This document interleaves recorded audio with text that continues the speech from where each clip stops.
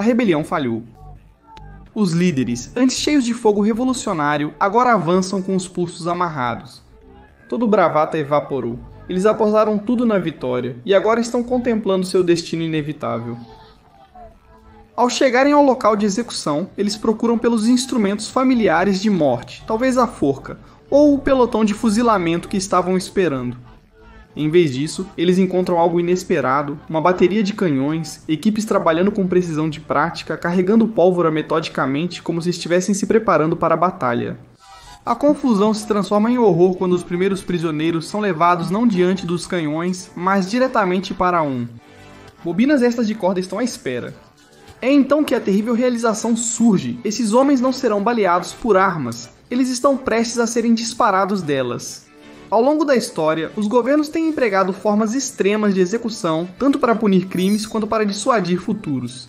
Alguns métodos visam mortes rápidas, ostensivamente humanas, a queda rápida da guilhotina, por exemplo. Outros prolongam intencionalmente o sofrimento, como o enforcamento e o esquartejamento.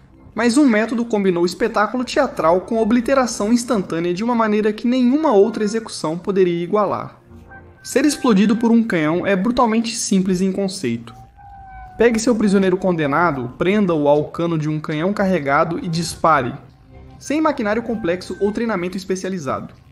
Apenas um canhão, alguma corda, pólvora e uma declaração que ecoaria muito além dos campos de execução. Essa sombria inovação provavelmente se originou com os portugueses no início do século XVI, que a usaram para manter o controle sobre suas colônias na África e na América do Sul. Mas foi no Império Mogol, que se estendia pelo subcontinente indiano desde os anos 1500 até os anos 1850, onde a prática se tornou infame. Os principais alvos eram líderes rebeldes, insurrecionistas e criminosos políticos que desafiassem a autoridade imperial. Países próximos criaram suas próprias variações. O Reino de Mysore e o Império Maratha empregaram uma alternativa particularmente aterradora, amarrando o condenado a vários foguetes de artilharia antes do lançamento. A vítima infeliz seria simultaneamente queimada e desmembrada. Seu corpo, como um testemunho descreveu, ficava terrivelmente mutilado enquanto espiralava pelo ar. Com a expansão da influência britânica pela Índia e Ásia Central, eles encontraram uma tática de terror pronta para uso. A Companhia das Índias Orientais, lutando para controlar vastos territórios com mão de obra limitada, adotou a prática. Particularmente após a rebelião dos Sepoys, quando soldados amotinados que trabalhavam para a empresa enfrentaram essa retribuição explosiva. Relatórios sugerem que os rebeldes responderam da mesma forma, submetendo os soldados britânicos capturados ao mesmo destino. Nenhum lugar adotou este método com mais entusiasmo do que o Afeganistão. Enquanto outras nações geralmente reservavam a execução por canhão para crimes militares, motim, espionagem, sedição, os governantes afegãos a utilizavam com uma aplicação mais ampla. Os rebeldes enfrentavam o canhão, assassinos, ladrões, extorsionários e qualquer um que despertasse a ira do governante. Em uma região onde o controle centralizado era tênue na melhor das hipóteses, a natureza espetacular dessas execuções enviava uma mensagem inconfundível sobre as consequências da desobediência.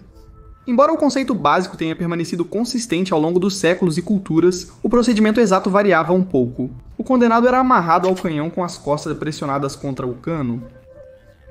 Estacas no chão às vezes forneciam restrição extra. A maioria das execuções usava apenas pólvora, sem projétil.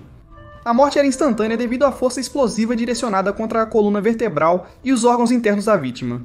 Ocasionalmente, seja por erro ou inexperiência, as equipes carregavam o canhão com uma verdadeira bola de canhão ou metralha.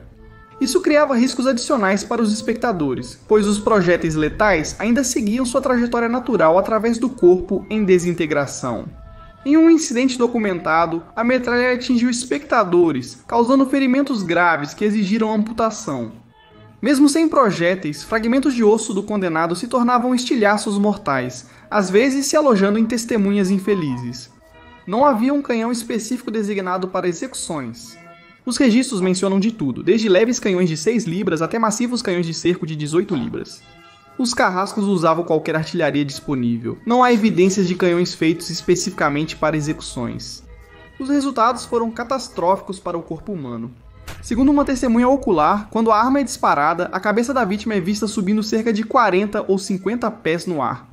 Os braços voam para a direita e para a esquerda, bem alto no ar, e todos caem a uma distância de talvez 100 jardas. As pernas caem no chão sob o cano da arma, e o corpo é literalmente soprado para longe, sem deixar vestígios. A equipe de limpeza da natureza chegou rapidamente a esses cenários sombrios. Observadores britânicos notaram abutres circulando os campos de execução, às vezes pegando a carne antes de atingir o chão. Cães vadios se reuniam nas proximidades, esperando para vasculhar as entranhas e restos. Nem toda a execução ocorria conforme o planejado. Em um caso documentado, amarras frouxas permitiram que o condenado se soltasse parcialmente no momento do disparo.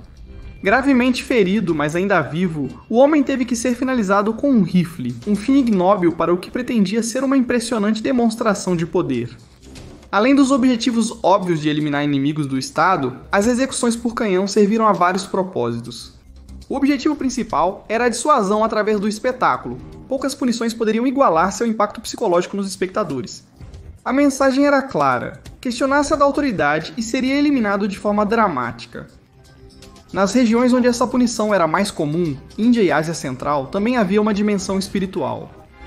As religiões locais valorizavam enormemente os rituais fúnebres apropriados.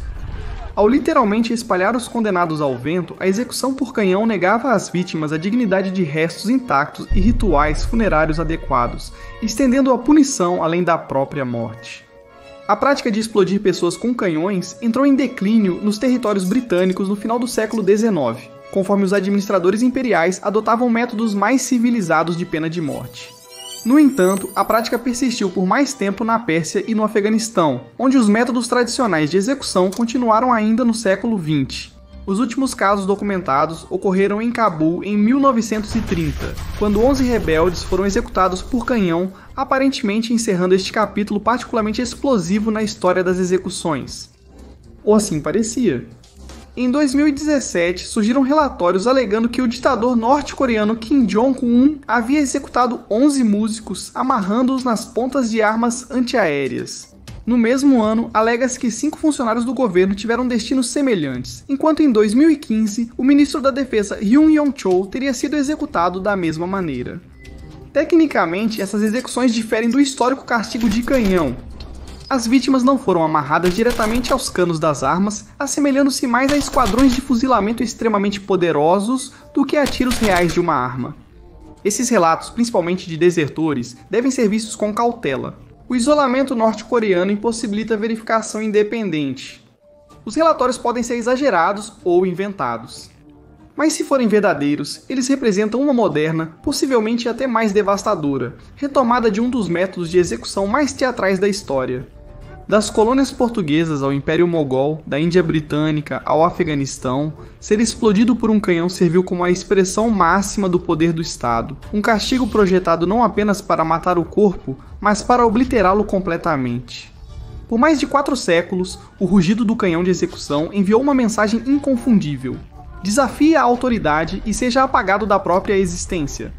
Hoje olhamos para trás para tais práticas como relíquias bárbaras de uma era menos iluminada, enquanto esperamos que relatos de sua revivência moderna permaneçam nada mais do que rumores não verificados.